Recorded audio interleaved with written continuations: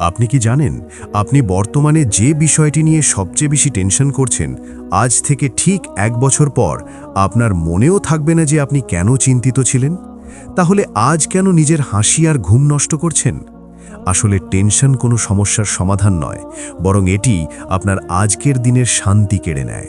আমরা যখন কোনো কিছু নিয়ে অতিরিক্ত চিন্তা করি, তখন সমস্যাটা বড় হয় না, আমাদের মস্তিষ্কে তৈরি হওয়া ভয়টা বড় হয়ে যায়।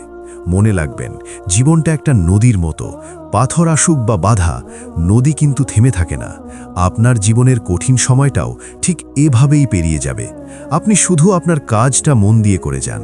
ফলাফল আপনার হাতে নেই, কিন্তু চেষ্টাটা তো আপনার হাতে আছে। অতীত নিয়ে আফসোস করে আর ভবিষ্যৎ নিয়ে টেনশন করে আজকের এই সুন্দর মুহূর্তটাকে নষ্ট করবেন না।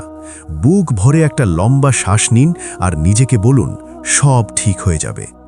ভিডিওটি ভালো লাগলে তাদের সাথে শেয়ার করুন যারা বর্তমানে খুব টেনশনে আছে, আর নিজেকে ভালোবাসতে চাইলে আমাদের সাথেই থাকুন।